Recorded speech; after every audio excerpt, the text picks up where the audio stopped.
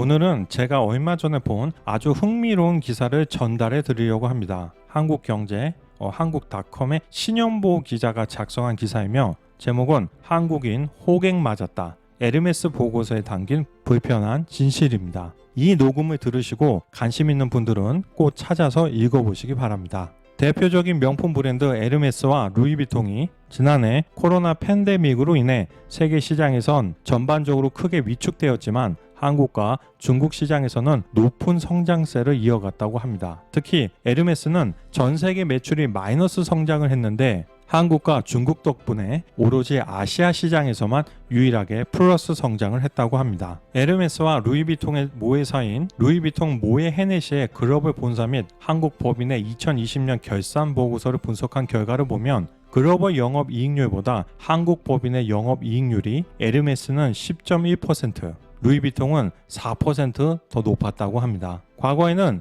에르메스와 루이비통의 한국 실적이 공개되지 않았었습니다. 하지만 한국의 외부감사법이 개정되면서 자산 또는 매출액이 500억 원이 넘는 국내 유한 회사도 감사보고서의 제출이 의무화되면서 처음으로 실적이 공개되게 된 것입니다. 기사에 따르면 코로나 팬데믹으로 인해 지난해 전 세계 명품 시장의 매출은 2,869억 달러로 전년 대비 19%나 급감한 것과 대조적으로 한국의 명품 시장은 12억 420만 달러로 전년 대비 겨우 0.1% 감소에 그쳤다고 합니다. 이러한 원인으로는 한국은 코로나 팬데믹 상황이 미국, 유럽 등 다른 국가들에 비해 상대적으로 덜했으며 MZ세대의 명품 소비가 증가하고 있고 명품 관련한 온라인 시장이 발전한 점 등이라고 짚었습니다. 구체적인 수치를 보면 에르메스의 글로벌 매출은 지난해 63억 8,940만 유로로 전년 대비 7% 감소했으며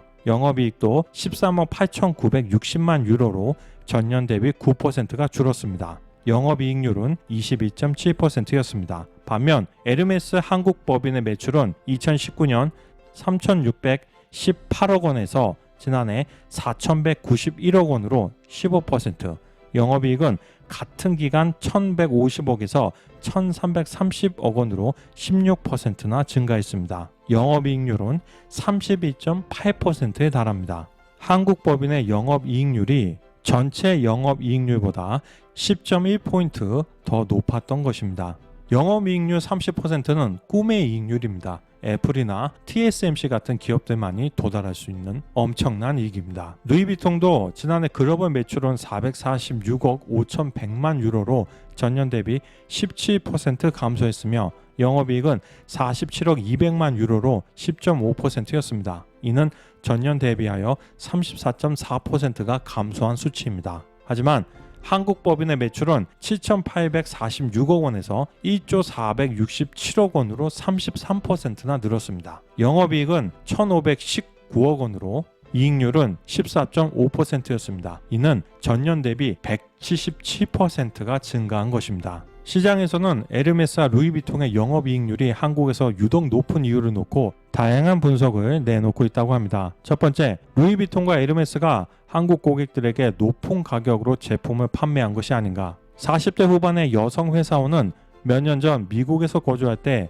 백화점에서 판매되는 에르메스 가격이 한국에서 판매되는 것보다 10에서 20% 저렴했던 것을 보고 놀란 적이 있다고 말했습니다. 두 번째는 명품을 선호하는 한국 고객의 특성 때문에 다른 국가의 고객들보다 고가 제품을 더 많이 구입하기 때문이라고 합니다. 하지만 명품 브랜드가 선전한 국가는 한국만이 아니었습니다. 지난해 추락하던 명품 시장을 견인한 건 바로 중국입니다. 지난해 중국의 명품 시장은 그 전년보다 29.4% 성장했으며 상위 10위권 중에서 플러스 성장을 한 것은 대만과 중국이 유의했습니다. 대만이야 코로나로 인한 팬데믹의 영향이 거의 없었기 때문에 이해할 수 있는 수치입니다. 문제는 그 다음이 바로 한국이라는 것입니다. 마이너스 0.1% 역성장. 미국, 일본, 프랑스, 영국 등 선진국들은 모두 마이너스 20%의 역성장을 기록했기 때문입니다. 루이비통과 에르메스의 지역별 매출 증감률에